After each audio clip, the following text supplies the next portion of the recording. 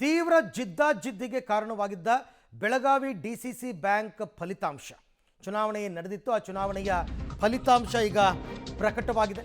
ಬೆಳಗಾವಿಯ DCC bank ಚುನಾವಣೆ Jarkiholi brothers ಮತ್ತು ಕತ್ತಿ ಬ್ರದರ್ಸ್ 4 ಸ್ಥಾನಗಳಲ್ಲಿ 3 ಸ್ಥಾನಗಳಲ್ಲಿ ಜಾರಕಿಹೊಳಿ ಬಣ ಗೆಲುವನ್ನು ಸಾಧಿಸಿದೆ.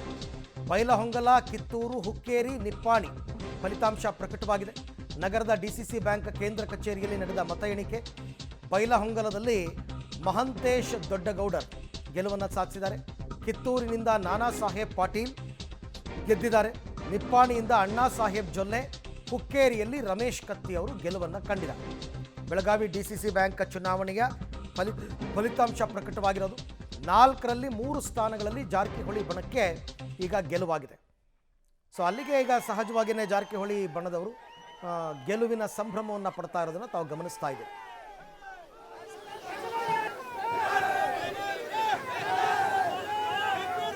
ಈ ಬಗ್ಗೆ ಮತ್ತಷ್ಟು ಮಾಹಿತಿ ನನ್ನ ಕೊಲೀಗ್ ದಿಲೀಪ್ ಅವರಿಂದ ಪಡ್ಕೊಳ್ಳೋಣ. ದಿಲೀಪ್, ಅಲ್ಲಿಗೆ ಈಗ ಈ ಬೆಳಗಾವಿ ಡಿಸಿಸಿ ಬ್ಯಾಂಕ್ ಎಲೆಕ್ಷನ್ನಲ್ಲಿ ಕ್ಲಿಯರ್ ಕಟ್ ಆಗಿ ಜಾರಕಿಹೊಳಿ ಬ್ರದರ್ಸ್ ಮೇಲುಗೈ ಅಂತ ಅನ್ಬೋದಲ್ಲ?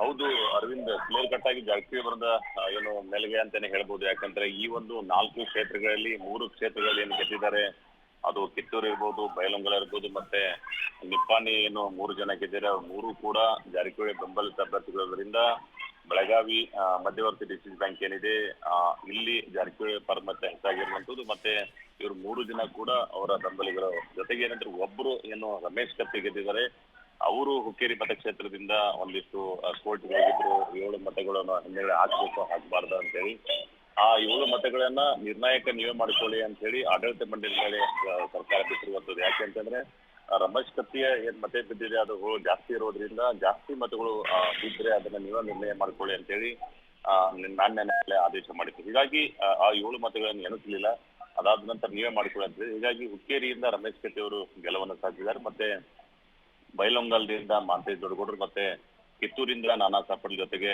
ನಿಪ್ಪಾಣಿಯಿಂದ ಅಣ್ಣಾ ಸಾಹೇಬ್ ಜೊಲ್ಲೆ ಅವರು ಗೆಲುವನ್ನು ಸಾಧಿಸಿರುವಂತದ್ದು. ದಿಲೀಪ್, ಥ್ಯಾಂಕ್ ಯು ತಮ್ಮೆಲ್ಲ ಮಾಹಿತಿಗಾಗಿ ಧನ್ಯವಾದ. ಪ್ರತಿಷ್ಠೆಯಾಗಿ ತಗೊಂಡಿದ್ರು 2 ಕುಟುಂಬದವರು. ಅಲ್ಲಿಗೆ ಜಾರಕಿಹೊಳಿ ಬ್ರದರ್ಸ್ ಅವರ ಗೆಲುವಾಗಿದೆ.